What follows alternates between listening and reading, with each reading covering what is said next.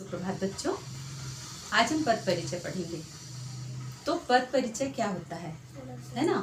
पद परिचय पढ़ने के लिए हमको सबसे पहले जानना होगा कि शब्द क्या होते हैं। शब्द जो जब अलग अलग होते हैं, जैसे कि राम, श्याम, गीता, गाना, तो ये क्या है, एक शब्द है।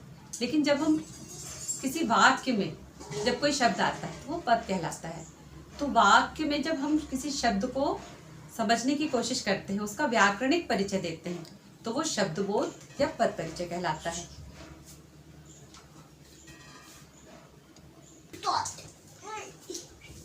पद परिचय में जो बातें हमको बतानी होती हैं, वो जैसे कोई भी वाक्य है उसका व्याकरणिक परिचय देने के लिए जब उसमें कोई शब्द आया है तो वो या तो संज्ञा होता है, या सर्वनाम होता है, या क्रिया होता है, या विशेषण होता है। इन चारों में से कोई ना कोई एक चीज़ उसमें होती है, या फिर ये चार में से नहीं है तो फिर अगली चार होती है क्रिया विशेषण, संबंध बोधक, समुच्चय बोधक और विस्मयादि बोधक। इन चारों में से कोई एक चीज़ होती है।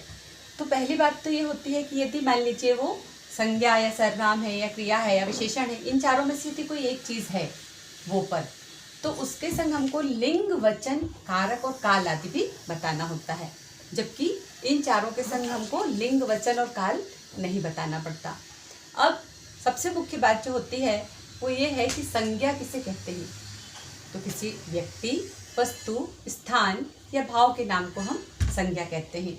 मतलब किसी भी इस पूरी जगह में जो भी चीज़ें हैं सभी संज्ञा है। ये स्केल संज्ञा है, मैं संज्ञा हूँ, ये घर है तो संज्ञा है, ये टेबल है तो संज्ञा है ना, ये डस्टर है तो संज्ञा है। तो इस प्रकार से कोई भी चीज़ जो है वो सब क्या है, संज्ञा है। अब संज्ञा कितने प्रकार के होते हैं, ये संज्ञा के भेद क्या होते हैं। तो संज्ञा 3 प्रकार की होती है, व्यक्तिवाचक, जातिवाचक और भाववाचक संज्ञा। वैसे 2 प्रकार और भी माने जाते हैं, समूहवाचक और द्रव्यवाचक।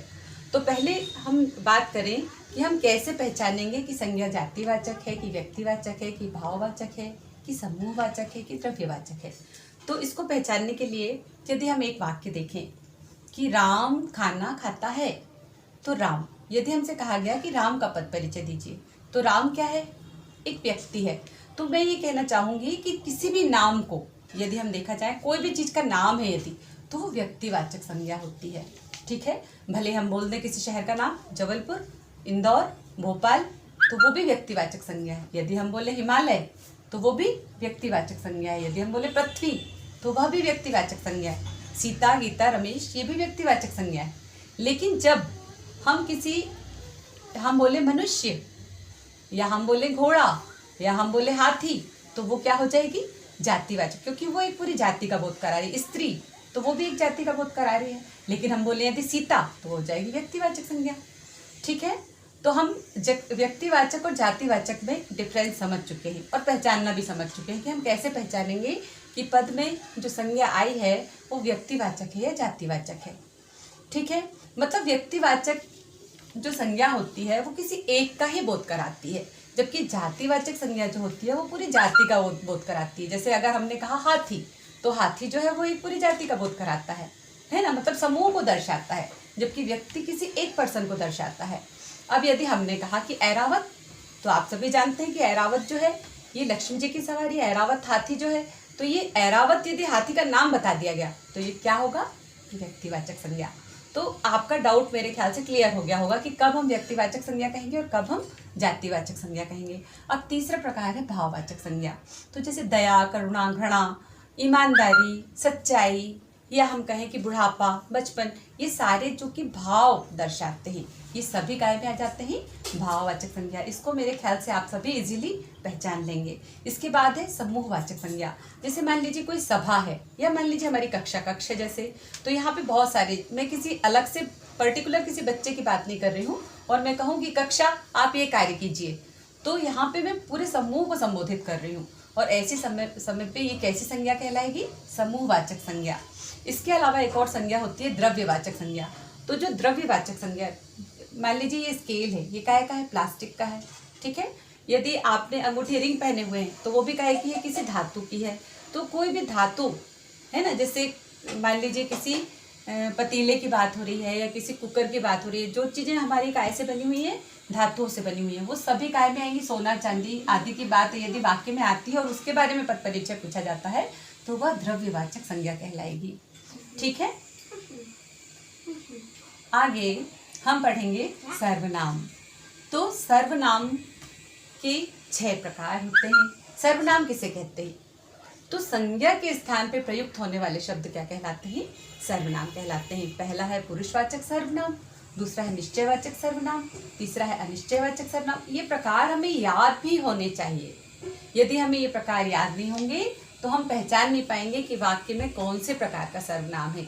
तो आपको सभी को पहले संज्ञा के प्रकार, सर्वनाम के प्रकार, ये सब याद भी होने चाहिए और इनको पहचानना आना भी चाहिए। पहचानना मैं सिखा रही हूँ आपको, ठीक है। तो सर्वनाम में पहला है पुरुषवाचक संज्ञा, सर्वनाम सॉरी। तो पुरुषवाचक सर्वनाम जितनी भी सजीवित चीज हैं, जीवित चीज हैं, उनको सभी को हम पुरुषवाचक सर्वनाम के अंतर्गत लेते हैं। जैसे कि मैं, तुम, वह। तो पुरुषवाचक सर्वनाम के पुनः प्रकार हैं, तो वो 3 प्रकार हैं। पहला उत्तम पुरुष सर्वनाम, दूसरा मध्यम पुरुष सर्वनाम और तीसरा है अन्य पुरुषवाचक सर्वनाम। तो उत्तम पुरुषवाचक सर्वनाम जैसे मैं, मध्यम पुरुषवाचक सर्वनाम जैसे तुम, अन्य पुरुष सर्वनाम जैसे वह। किसी तीसरे की जब बात हो रही हो तब वह होएगा, क्या कहलाएगा? अन्य पुरुषवाचक सर्वनाम। इसके बाद आता है सेकंड प्रकार, निश्चयवाचक सर्वनाम। यह वह जो निश्चित है कि मान लीजिए मैं इस चीज की बात कर रही हूँ, पर्टिकुलर इसी चीज की बात कर रही हूँ, तो ये निश्चित है, इसलिए यह निश्चयवाचक सर्वनाम। वह यानी हम उसी चीज की बात कर रहे हैं, पर्टिकुलर इस चार्ट की बात कर रहे हैं, तो ये वह, तो कौन सी चीज है? ये निश्चित है, इसलिए निश्चयवाचक सर्वनाम होगा। इसके बाद है तीसरा प्रकार, अनिश्चयवाचक सर्वनाम, जहाँ पे निश्चितता नहीं होती। कोई तो बात होगी या कुछ तो बात होगी, या कुछ सामान ले आओ, जाओ और कुछ बाजार से सब्जियां ले आओ, तो कुछ यहाँ पे कोई सब्जी ले आओ, है ना। तो ये कुछ और कोई जो शब्द हैं, ये हमें निश्चितता नहीं बताते कि किस चीज के बारे में बात हो रही है, तो यहाँ पे अनिश्चयवाचक सर्वनाम होगा। अगला प्रकार है संबंधवाचक सर्वनाम। तो जैसा करोगे वैसा पाओगे, जिससे मतलब दो बातों का जब संबंध होता है तो वहां पे हम संबंधवाचक सर्वनाम, जैसी वैसी, जैसी करनी वैसी भरनी। तो यहाँ ये जैसी और वैसी जो है, ये दोनों ही सर्वनाम है जो कि संबंधवाचक सर्वनाम है।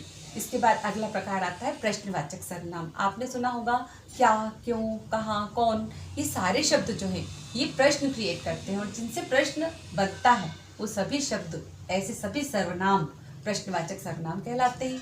एक और सर्वनाम का प्रकार है निजवाचक सर्वनाम, जैसे जो अपने स्वयं के लिए, अपना, अपने आप, खुद, ऐसे शब्द जो होते हैं ये सभी निजवाचक सर्वनाम के अंतर्गत आते हैं।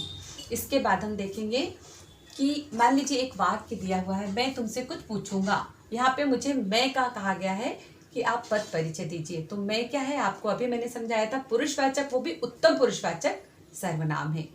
तुमसे का अगर मुझे परिचय देना है तो अब मैं के बारे में हमको पूरी बात बतानी होगी। हमने सिर्फ इतनी बता के खत्म नहीं करना कि मैं क्या है। मैंने आपसे बताया था कि इन चारों के बारे में जब भी बात होगी तो हमको क्या क्या बताना है। पहले तो सर्वनाम है तो सर्वनाम, फिर उसका प्रकार, फिर उसके साथ ही उसका लिंग, उसका वचन, अगर कारक जुड़ा है तो कारक, ये सारी बातें हमको बतानी होंगी। तो मैं क्या है, पुरुषवाचक, उत्तम पुरुषवाचक सर्वनाम है। साथ में वचन कैसा है, तो ये एक वचन है। मैं अकेला है, एक व्यक्ति की बात हो रही है तो ये एक वचन है ना। अब मैं शब्द से हम नहीं बता पाएंगे कि ये स्त्रीलिंग है कि पुल्लिंग है, हमको वाक्य पूरा पढ़ना पड़ेगा। मैं तुमसे कुछ पूछूंगा, यहाँ पे गा, आ, है ना।